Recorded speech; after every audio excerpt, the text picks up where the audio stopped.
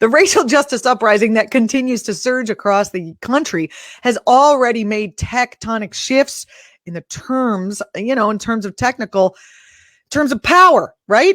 From the wave of Black Lives Matter candidates running and winning local national elections to an unprecedented number of cities reconsidering their relationships to the police. As the 2020 election gets closer, politicians up and down the ballot know that Black voters are a major force. How should they relate to this moment of national reckoning with this nation's history of white supremacy? Black Lives Matter Greater New York's Chivona Newsome is here to discuss. Chivona, welcome back to the program. It's been a long time and it's really nice to see you.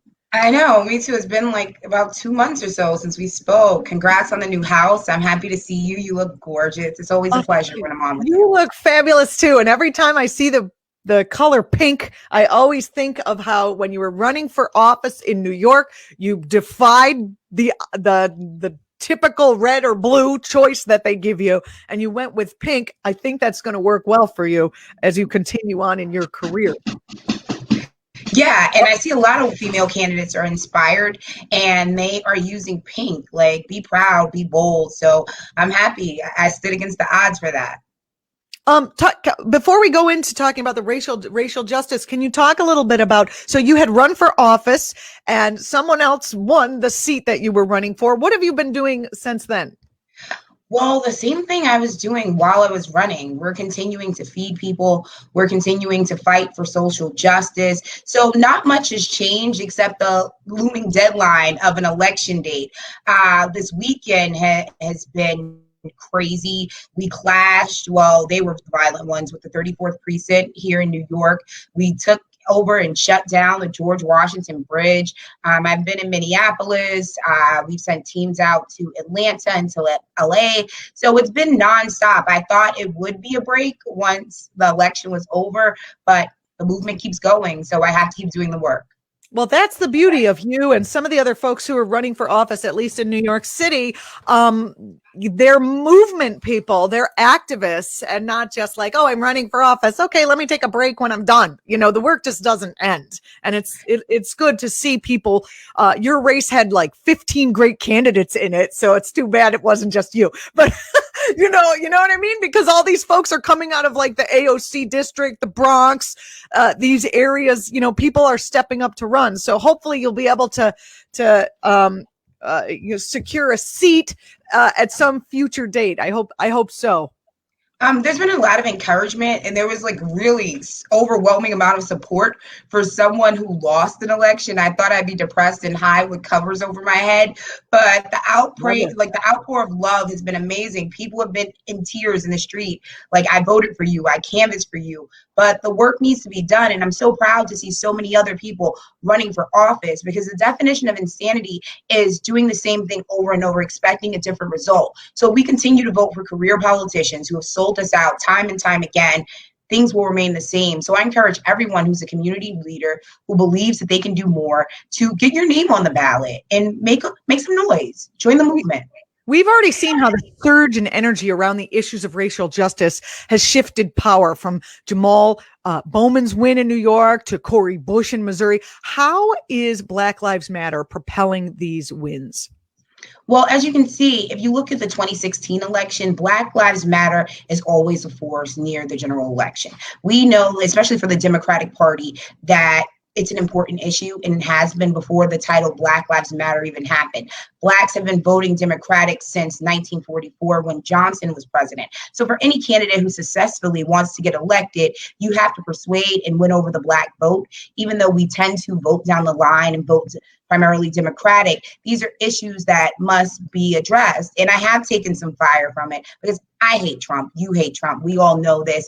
But I am demanding more from the Democratic Party. I need policy for my people. I need to make these demands before I can fully come on board. Yes, I want Trump out, but I feel that we can have the best of both worlds. We can have candidates who fight for us, who speak for us, who make policy changes, as well as getting rid of that evil man, Donald Trump.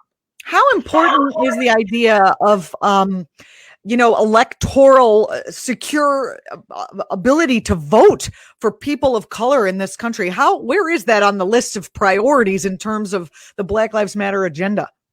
Well, voter suppression is a huge thing. Me and my fellow co-founder, who's actually my blood brother, Hawk Newsome, we've traveled around the nation for the last decade or so, securing the vote for the Democratic Party in swing states. And that usually starts out with number one, registering people to vote. As we've seen in the elections where Gilliam and Stacey Abrams won, especially in the South, there is deep voter suppression. And we experienced voter suppression here in the Bronx.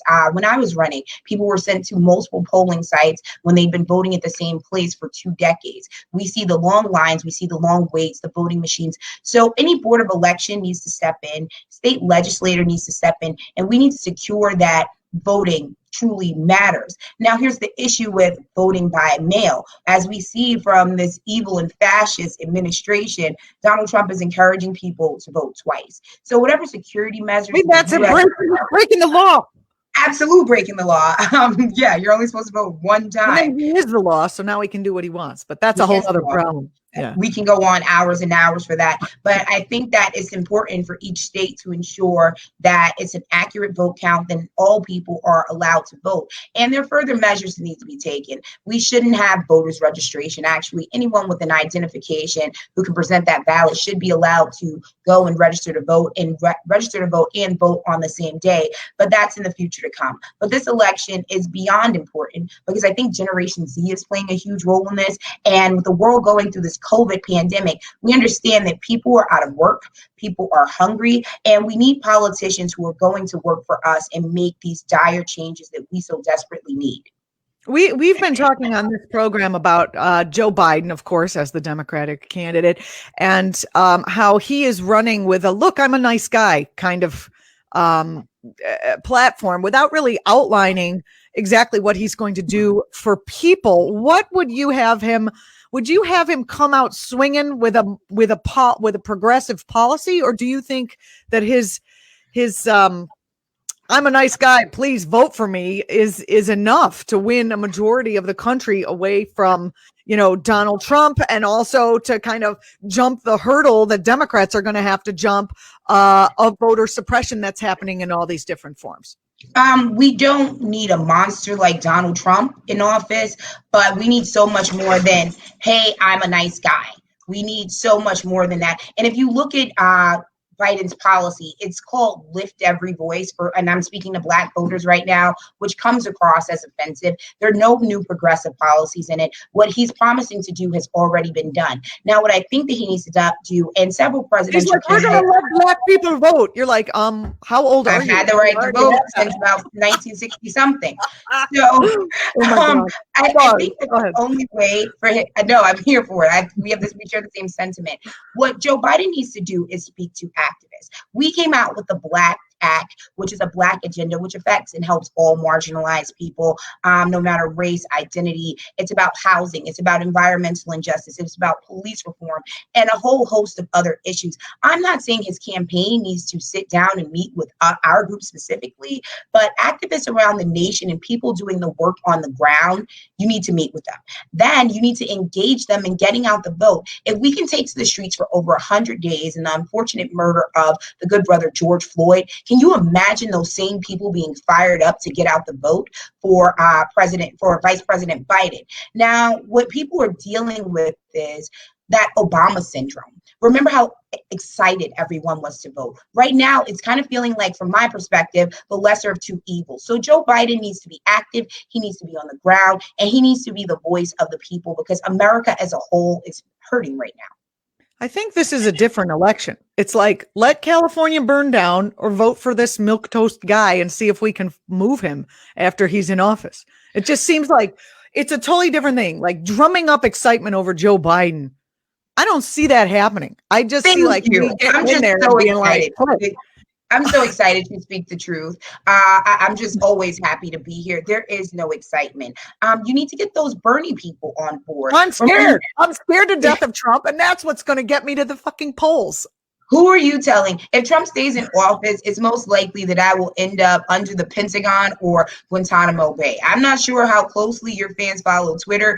He's attacked our chairman, who's my brother, and called us treasonous. He's classified my group as a hate group. So no telling if Donald Trump is reelected, if I'll have freedom of speech, or if I'll have my freedom as a whole. But I always think beyond myself. Will people continue to live in poverty? We know that we are going to have a fiscal crash when you look at small businesses closing. When you look at police, there's a police violence incident, at least 1 or 2 per week. What is he going to do about that? Black people, and actually Americans as a whole, there's rent insecurity. No one's canceled the rent yet. So there's going to be a whole host of homeless people, how we always talked about New York and California with homelessness. Now that's spreading across the country. So we need real solutions for real problems. Smiling and fist bumping with Pence at the World Trade Memorial, no, that's not a good first step. Only doing things from your den, pre-recorded statements, it's not enough. I need a fighter on the ground for me. The same thing that I have wanted to offer to the American people, that's the same thing that I'm looking for, and most people are to vote for in a candidate. So we've got a lot of left people who are like, okay, electoral politics is bull. It's 2 parties who are both corporately bought out, right? Corporately owned. I still encourage people to go and vote just in case there's a chance this might make it slightly better, and I do think that a Biden presidency will be better than, President fucking Satan, which is what we have right now. I'm sorry to put it out that way. I'm so happy we get yours, but you're absolutely. What would Christ do? And then what would Antichrist do? This guy is against everything actual Christ would do, as far as I can tell from everything. And he holds the Bible upside down when he's praying protesters for a shot.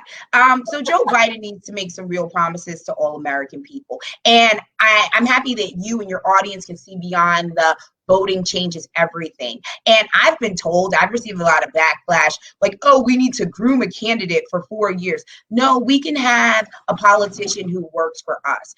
Joe Biden is a public servant. Kamala Harris is also a public servant. So that means they're supposed to work for the people. And I don't know why the American people have gotten so far away from it. We've become complacent. We don't expect anything from politicians. And that needs to change for us to be inspired, for America to actually be a better place. So Black voters are a key constituency, obviously, in the 2020 election. But the white people are also a problem. Yeah. Talk about that. Racism is rearing its ugly head, and we have to remember the large percentage of white women who voted Donald Trump into office. Now, everyone on their social media and their public platforms can talk about how much they hate him. But when people go into the polling stations, are you going to be comfortable with a Black woman possibly being president? Are you able to deal with that? And one thing that Satan has been capable of doing, Donald Trump, is he speaks to his base. Unfortunately, his base is filled with hatred and not too bright, to say the least, but he knows how to speak to them. And he's given them what they wanted for the most part. He wrote executive orders when Congress didn't want to work with him. Will Joe Biden do the same thing for his people? Will he right the wrongs of the Trump administration? And from what I'm hearing and seeing out of his camp, I don't think so. He's not swaying me from who he was in the past and who Kamala was in the past, being a top cop. So they have it's about 2 months going into it, maybe a little bit less, about 6 weeks. And they need to make some real change. They need to be strong. They need to be visible. I don't think so. I'm sorry to say this, but I kind of disagree. We've been having it, but I like having you on here for exactly this. Go for it. Tell me why you disagree. I want Biden. I want Trump to lose. Okay, that's what I want. That's what I want. And the thing is, like, is energizing the Black vote going to be enough to put them over the top? And if it is, then I think your way is a great way to go. Like, come out swinging with some decent policies. But if it's like, we just need everyone in the whole country to feel comfortable with some guy and woman, but some guy who is, not going to rock the boat too much. It's not like he's going to be giving away everything. You can come and vote over here so that you don't have to vote for Satan, because it seems like that's what they're going for. And I think that the Biden-Kamala Harris ticket to sway over those white moderate voters, they've been doing an excellent job at that. And that's why I'm so displeased. By saying that they'll continue to fund the police, by calling people who are protesters looters, by threatening to put people like me in jail the same way that Donald Trump is. I think that they are doing a great job of winning over the base. Now, unfortunately, with Black people, because we've been so conditioned since 1944 to vote Democratic, it's not a hard job to do. Biden already knows how to shuck and jive and speak Black. As you see, he won in South Carolina. South Carolina is who picks the Democratic nominee. So his team knows how to do it. And he does have some really brilliant Black people who are winning. So I really think that Biden's won the Black vote already. So he's focusing on winning over middle of the ground white people. And from my standpoint and why I'm so angry, he's doing a great job at it. By saying he won't touch the police, by being moderate and being a corporate Democrat, I think he's doing an excellent job at that.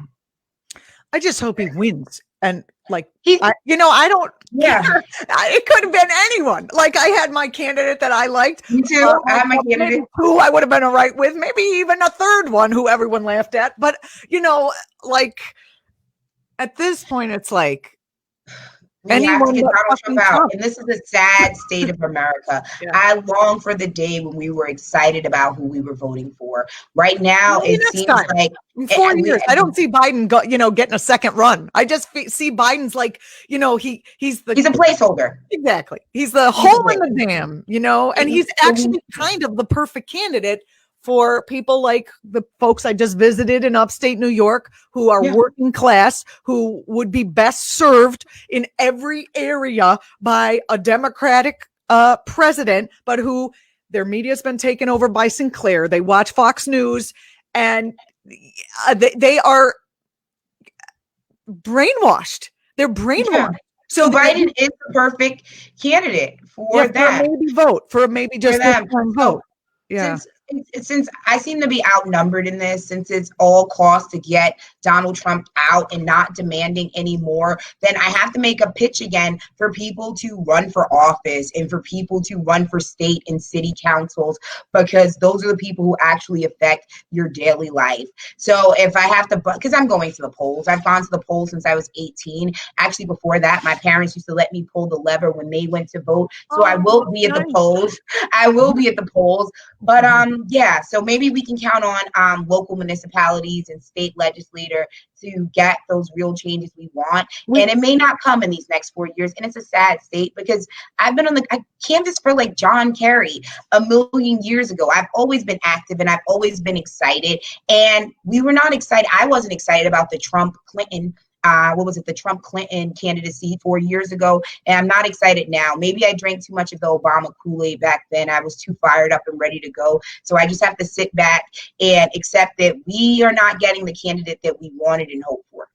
I mean, we just reported before you came on our news segment that Rhode Island in their Democratic primaries swept 12 centrists out in place of more progressive people. And we're seeing, members of, say, the city council of Portland, Oregon, last week we reported on saying we're banning facial recognition technology in our city, both from the police and from corporations, which is an incredible thing to do. Given the corporate stranglehold and the stranglehold that the police and law enforcement have around the laws. So what you're saying, I think, is incredibly valid. And I think we are seeing that people running for office. It's exactly what the Sanders campaign encouraged. He's like, it's not me, it's us, people running for office, people winning these lower offices. And that is incredibly important. Yeah. And then maybe we'll find an amazing candidate in 2024. So maybe Kamala will turn into an amazing candidate. I do have hope in Kamala, and I'm being biased because she did go to Howard University where I had a chance to matriculate. But, and I see that, and I follow her history because I have given interviews on Kamala. I see how she stood strong when she said no to the death penalty when police unions came against her. I know since her most recent run for president, she adopted policies about police reform. So I hope she stays true to it. I hope we have an amazing candidate. But until then, I have to do as much as I can, as well as activists on the ground. We have to provide mutual aid because Americans are starving. We have to continue to put pressure on local municipalities to defund the police. So activists and people who do what I do, we have our own work because it seems like no matter the party, our interests and the interests of marginalized people tend to be ignored. So I just encourage everyone who watches, do what you can in your community, feed your community, clean your community, love your community, hopefully run for office in your community until government works for all people. We're speaking with Chivona Newsome. You can follow her on Twitter at New York Vonnie, and Vonni. Chivona is a Bronx native and a co-founder of Black Lives Matter Greater New York, a civil rights leader at the forefront of the new civil rights movement and former financial advisor at New York Life. She recently ran for office for the first time in New York, and I look forward to reporting your next run and whatever office it is that you will be securing. I'm absolutely positive as the future moves forward. Thanks for all the work that you do, Chivona. Thanks for having me, and have a great day, everyone. Really great to have you. Really good to see you. And thanks for those comments. Do you think that it's a little weird that the mainstream media is not reporting on the fact that Black Lives Matter shut down the George Washington Bridge? Yeah, they don't want to encourage other people to do that. And this is heavy on my heart. When you see the word peaceful protesting, I hate it because I scream no justice, no peace, but really watch the footage and watch who engages. Your audience and everyone in America needs to know the difference between vandalism and violence. And the only people on the streets who are perpetuating and currently engaging in violence is law enforcement. I am currently recovering from getting hit from a baton. My back is on fire. I have bruises and scars as I sit here and try to smile with you in our most recent class with the police. But they are the violent ones, and that's what I want everyone to know.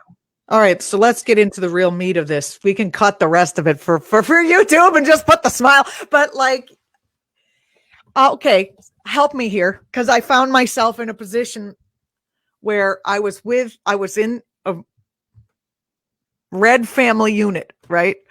Not mine, but I was with some of my family who have been brainwashed, as I said earlier, by Fox News against their own interests.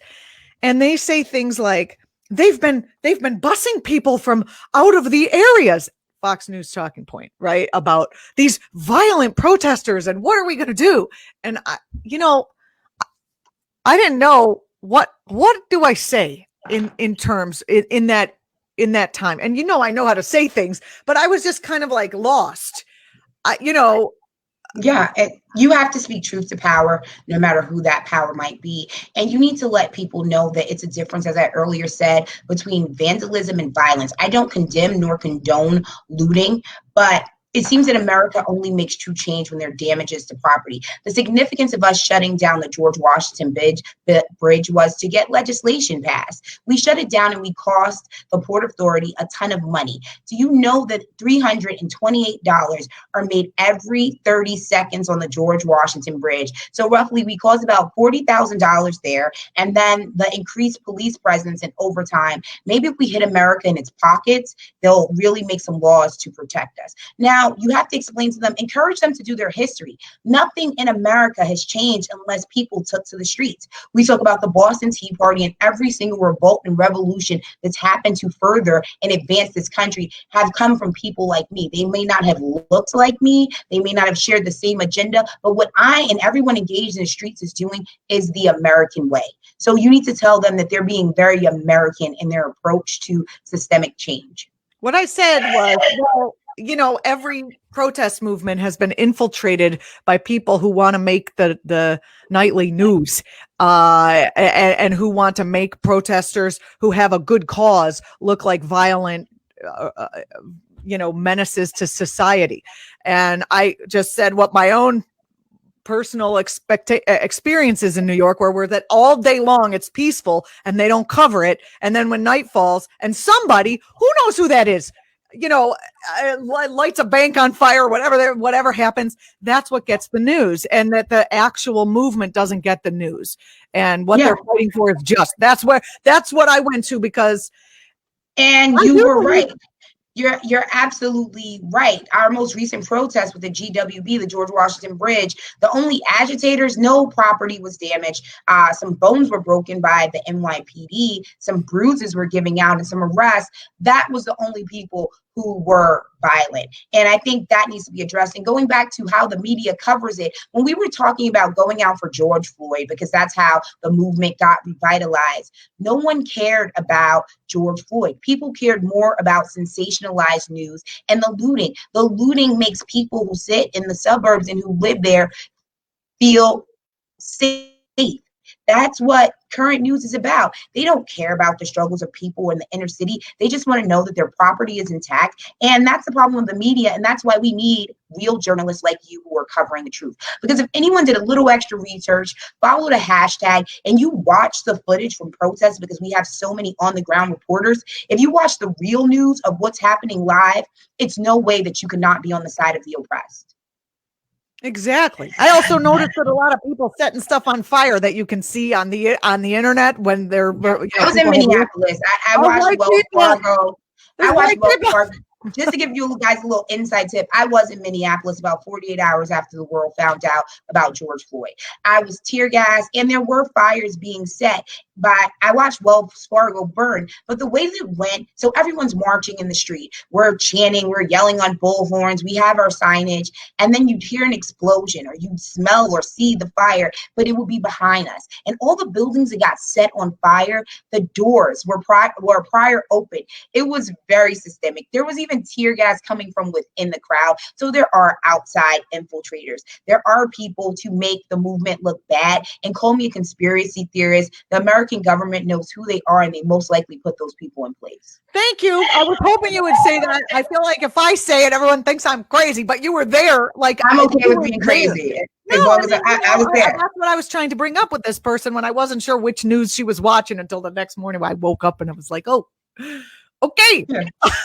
Okay, that's when someone says they're bringing in outside agitators. I'm like, I know, it's like the CIA. And you know what I mean? People were literally, you're going to love this. People were literally walking up to crowds like, hey, I'll give you some money if you help me set it on fire. Or someone will walk past and be like, what you should do is harm the police. These were not people who were with us, who looked like us, but outside agitators. Like people generally, people know each other in these movements. You go with the group from your church, you know the people. It's hard with white supremacy and with the diversity of the crowd to truly know who's your enemy. As of right now, with the level of death threats that I receive and my organization receives, I can no longer move as freely and do the things that I was once comfortable doing, just being a normal, regular citizen. But you kind of get a sense of it because they appear out of nowhere and then they disappear. So I always ask everyone when they're on the ground, look out for it. Look out for who's next to you. Keep a buddy system going. And I've experienced it here in New York, where I'd be leading a march, crowds moving. I get a call from the back. Windows from police cars are busting behind us who were not a part of the initial crowd. It just looks good to taint the movement. Because if you showed people the truth and told people the truth, everyone would be on the side of Black Lives Matter. Anyone with a conscience who isn't a racist would take to the streets and fight with us. But by talking about violence and looting, you have people afraid and you have people angry. So it's divisive. And I think it's a very smart and strategic plan from the opposition and from the people who retain power. I think it's actually pretty brilliant. Oh, gosh. I think it's pretty brilliant too. I just hope people are, that's why we call the show Waking Up. I hope that people are waking up to the truth of what's actually happening here. And I try to do my part as best I can, but it sometimes it feels like, oh, it's one woman against Fox News. You know what I mean? Just a tip, if anyone takes an interview with any Republican-led or fake news organization, do a live interview. We will not go on Fox News unless it's absolutely live, because you will be edited and made to look like an idiot. Oh, gosh. Well, you've got us to just let you talk. I appreciate it. This is the realest outlet ever, and I love you so much, and I look forward to coming back again. Yes, please come back again. Thank you for being here with us today, and we will get you again. Please follow Chivona at New York Vonnie. New York, like all spelled out, and then VONNI. Or yes. Is there another one? Is there a Black Lives Matter New York Twitter handle? BLM, Greater NY, and that's on Twitter and Instagram. I moved to Connecticut. Can I still be part of the group? Well, we are called Greater New York, so we kind of lump in upstate Connecticut. And with the GW bridge shutdown, what happened was The protesters from Jersey met us halfway, and then we marched to the precinct. So we are moving through the tri-state. Feel free to join us anytime. Right on. All right. Thank you so much. I really appreciate it. It was personally nice to see you, and I'm sending you and your back healing energy and vibes for healing. Sorry that happened to you. It's okay. All right. Take care. Take care. You're watching Act TV. I'm Julianna Forlano. I don't feel like I have to say anything else at the end of this interview because it was fully contained. Watch us on YouTube. Please subscribe to our channel. Like the video. Thanks for watching on Facebook. And I don't know. I'm just like, that was so good. That was great. It's great to hear from people who are on the ground, from leaders of the movement, especially female leaders, to hear what they have to say. And I just love how candid she is and willing to kind of come out there and be like, yeah, it's agitators. And yeah, they're paying people to do it. And yeah, I still will need to know, like, how do I get this across to my relatives? Even when I say it, they all of a sudden think I'm nuts, where they somehow can listen to like crazy Fox News and then think that that's okay. I don't know. And these are people I love. God, it's a crazy world. I hope you're all well. I hope you're as well as can be expected. And I wish you the best until tomorrow. Tomorrow, I have an exciting guest coming on here, David Nywert. He's an author. We've had him on the show before. He was working for the ACLU. He's a journalist, and he has been writing books and also just writing about domestic terrorism. We're going to talk to him about the fall of QAnon. We're going to talk to him about QAnon, and he has a new book coming out. So don't miss it. It's going to be epic. I'm Julianna Forlano. Thanks for watching. That's it for today. Don't forget to follow us everywhere, and we'll see ya.